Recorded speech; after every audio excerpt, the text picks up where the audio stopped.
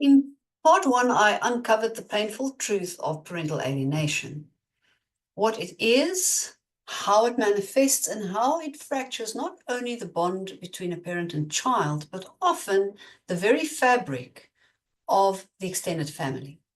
I explored the personality traits that are most commonly found in alienators, targeted parents, and the children caught between them. I made it clear parental alienation is not a legal issue. It's a mental health crisis, a relationship wound, a betrayal of connection. In part two, I peeled back the layers even further. I examined how legal systems, mental health providers, medical professionals, schools, social services, and even our cultures unintentionally aid and enable alienation. Not because they mean to, but because they are underprepared, undertrained, and too often uninformed. So now in part three, I ask, what are the ideal conditions in which alienation takes place? When does it take root and why does it thrive? What makes one family vulnerable to it and another more resilient?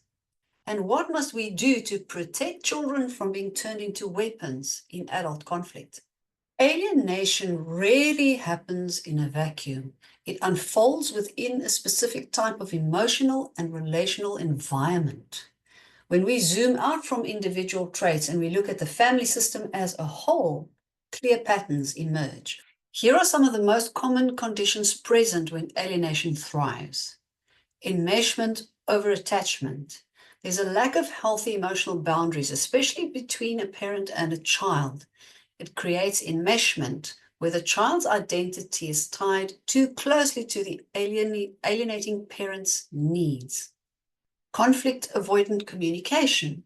Families that struggle to communicate directly or openly often leave space for triangulation, secrets, and even manipulation. Then there's inversion of hierarchy, when children are sometimes placed in decision-making roles. Do you want to see Dad this weekend?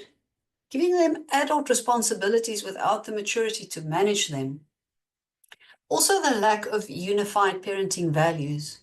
Pre-separation dynamics that show inconsistent discipline, poor co-parenting collaboration, or emotional disconnection lay fertile ground for loyalty conflicts later. Parental insecurity or narcissistic injury also plays a role. One parent may struggle with fragile self-esteem or a need to be the preferred or the chosen parent, and this creates competition, not collaboration. And finally, there's emotional immaturity.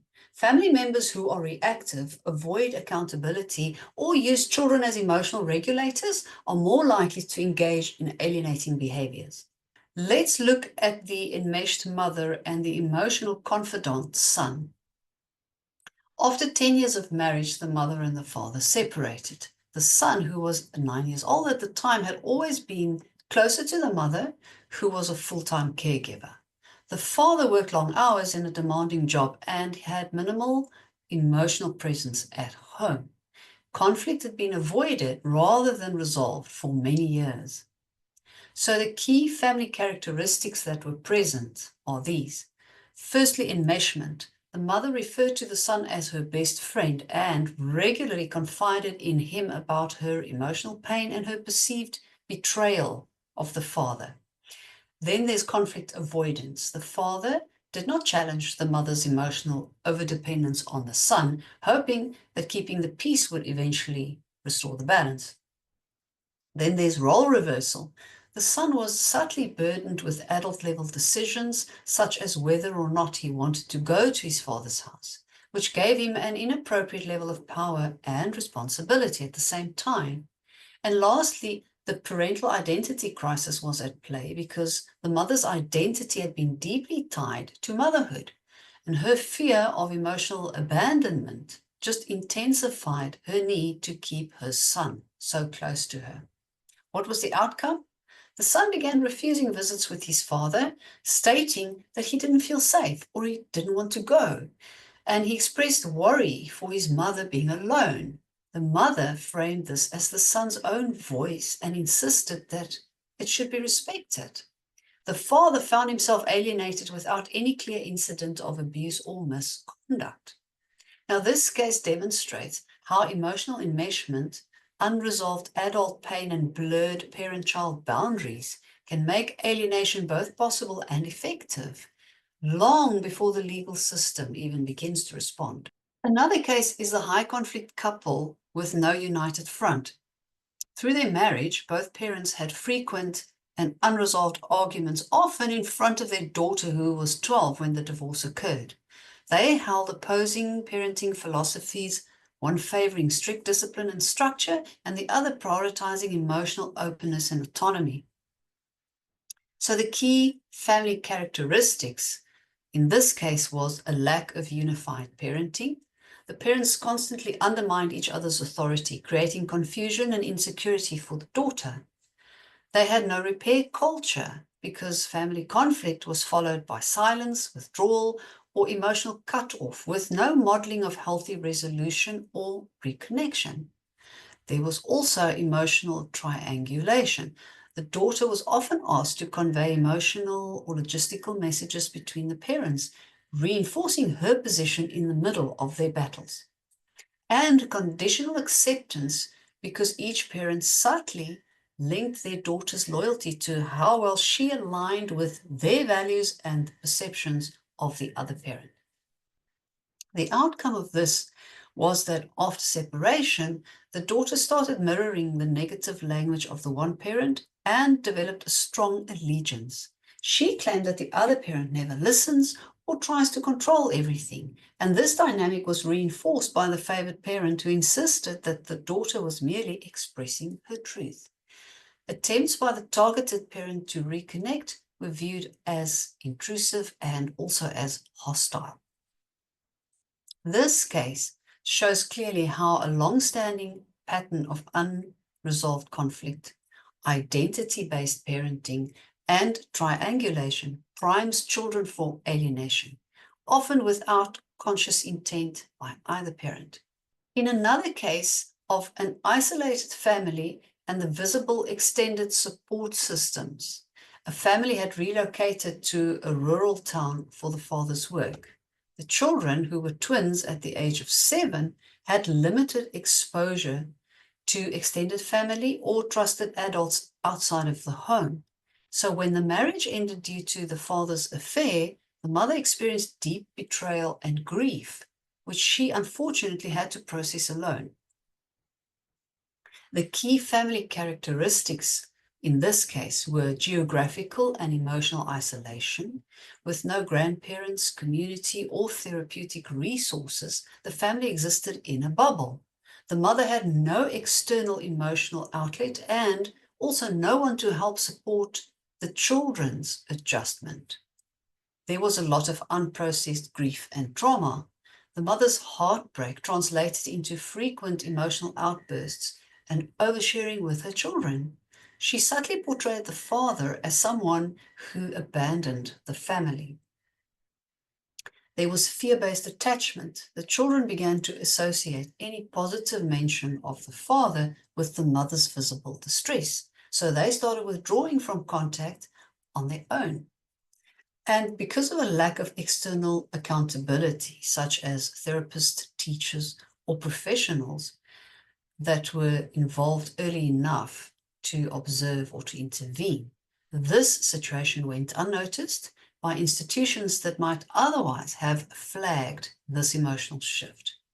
So as a result, the children began refusing contact with their father, citing discomfort and loyalty to the mother. The mother portrayed this as their natural response to the father's betrayal. And the father, who was emotionally exhausted and unsupported as well, eventually ceased legal efforts to reestablish contact with his children. Now, this case highlights how geographic and emotional isolation, combined with unprocessed trauma and a lack of external support, can create a fertile ground for alienation to take root, largely unnoticed and unchallenged. What is often missing in families where alienation is effective? Respectful co-parenting boundaries. There's little mutual respect or effort to protect the child's relationship with the other parent. There's a shared narrative of the family story. Each parent often tells a different version of reality, with no space for complexity or nuance. What's also missing is external accountability. There are no mentors, therapists, or mediators with the influence to hold alienating behavior to account. There's also no safe, open dialogue for children. Children aren't encouraged or even allowed to voice confusion, sadness, or mixed emotions about the separation of their parents. And there's also no culture of repair. There's no model for apology, forgiveness, or conflict resolution. Pain stays unhealed and keeps on being recycled. One case, as an example, is the family without boundaries or emotional safety. There's a mother, a father, and a 10-year-old son, separated after a volatile 8-year relationship marked by chronic conflict and emotional volatility. They had no consistent emotional regulation or boundaries in the family. Both parents regularly argued in front of their child, using him as a sounding board for their grievances. They also had a lack of co-parenting communication skills. Post-separation, there was no effort to model or enforce respectful language.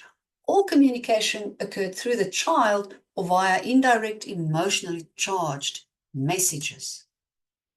There was also an absence of emotional safety for the child. The son was forced to navigate emotional unsafe environments, with both parents using his loyalty as emotional currency. And there was no agreed upon conflict resolution approach in the family. There was never any modeling of how to repair ruptures, own mistakes, or apologize authentically. So as a result, the child began aligning with one parent, who was the father, who portrayed himself as the calm one, while subtly encouraging the child to see the mother as too emotional or unstable. And with no framework for healthy boundary setting or critical thinking for that matter, the son distanced himself from his mother and internalized the one-sided narratives of his father.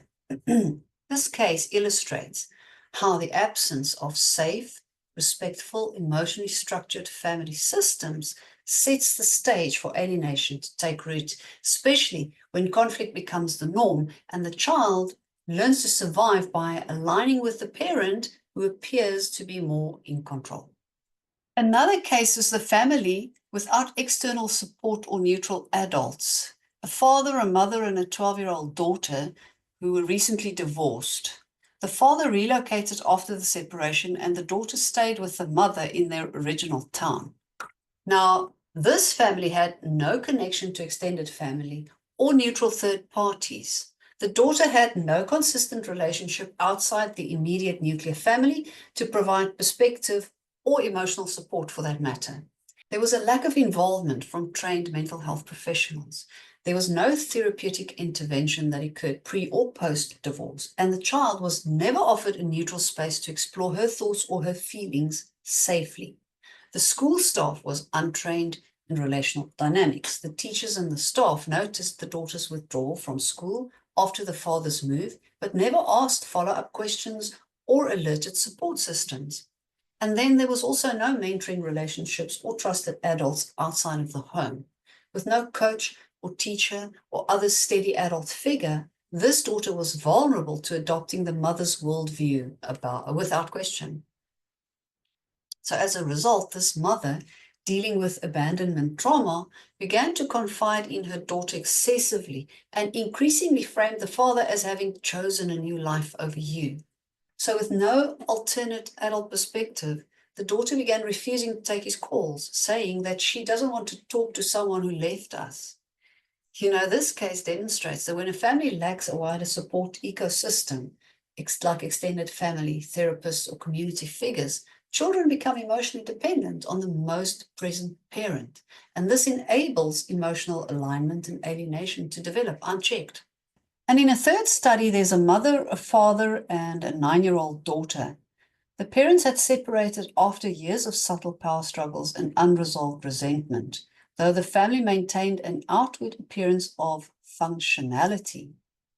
Right, this family had a lack of clear parent-child role boundaries. Decision-making was often deferred to the daughter, such as whether or not she wanted to attend events or spend weekends with the other parent.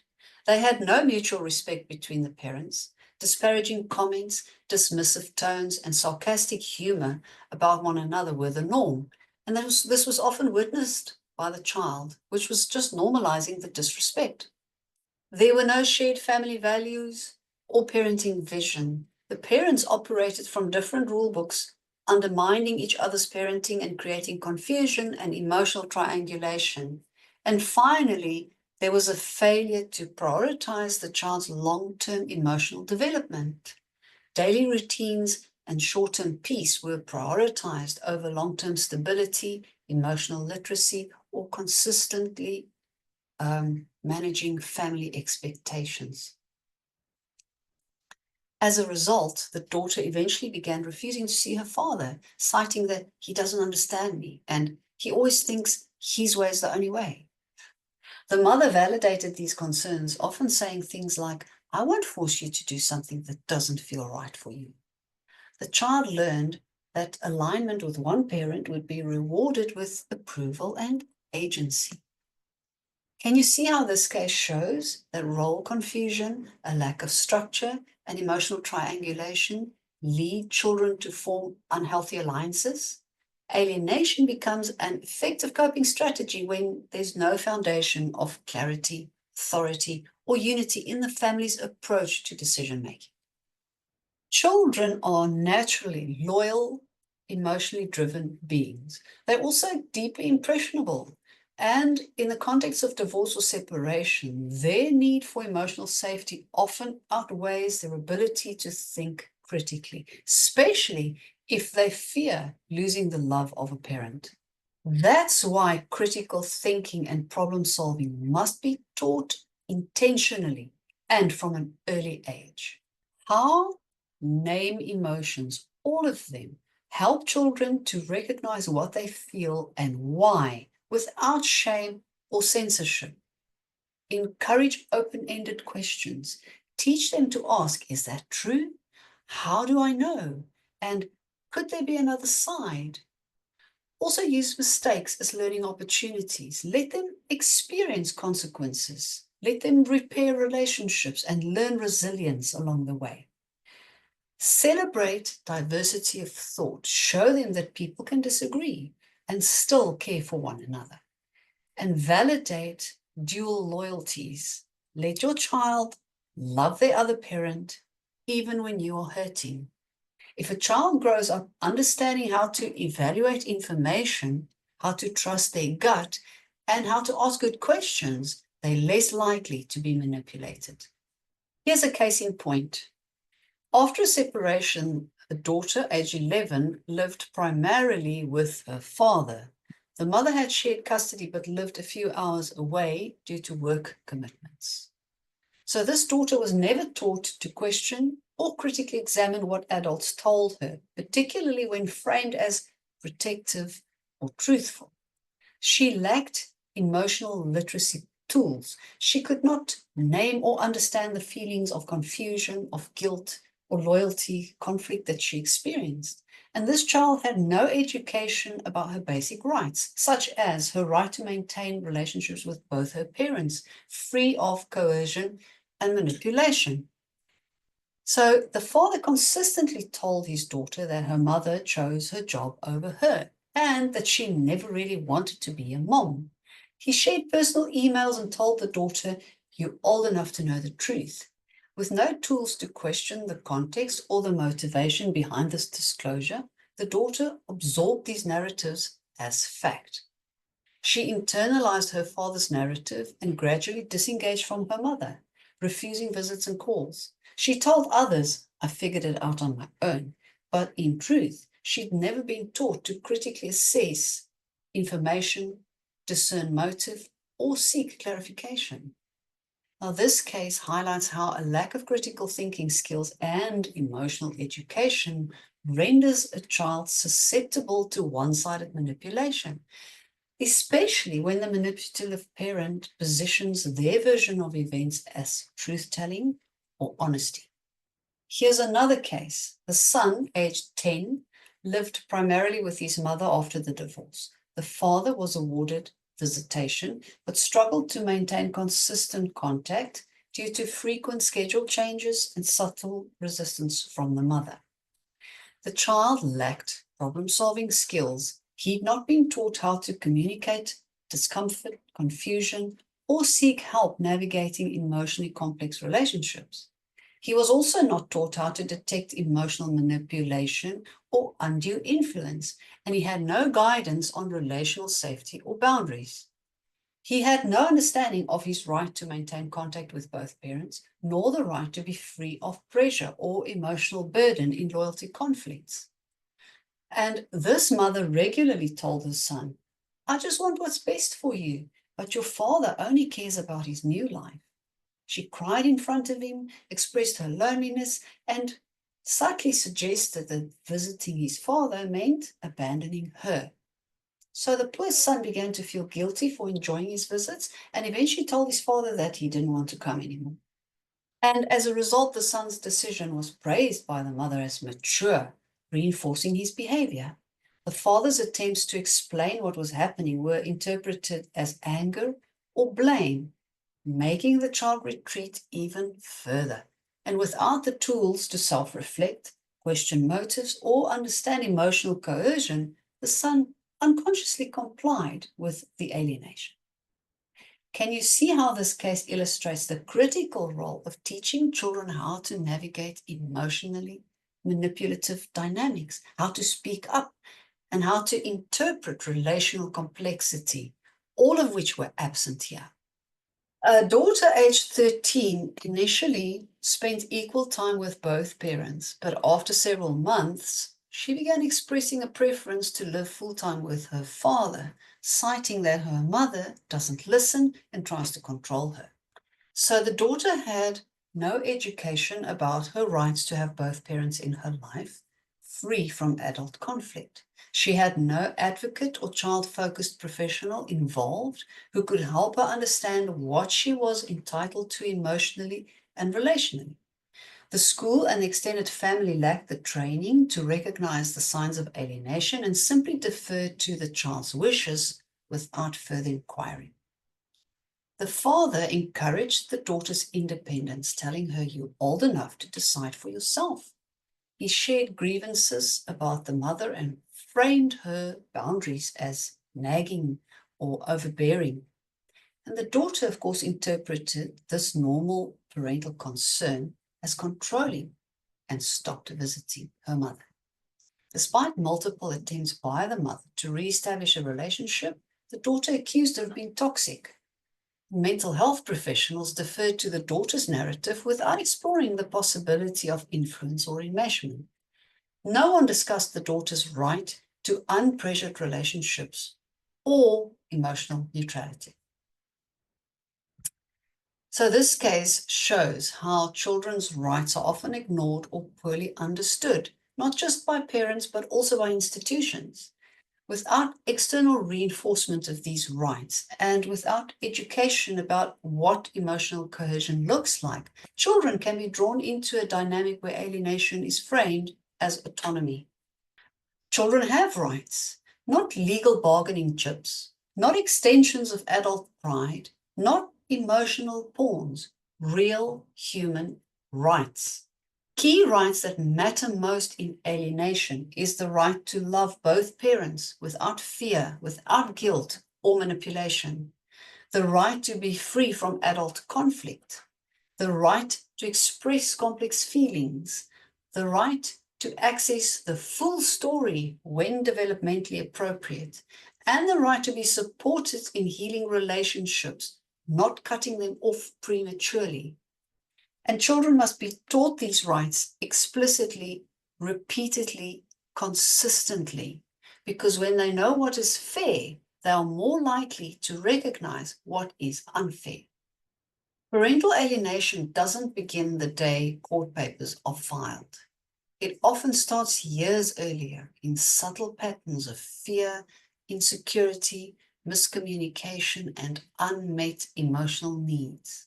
by the time the legal divorce happens, the emotional divorce has often already been weaponized.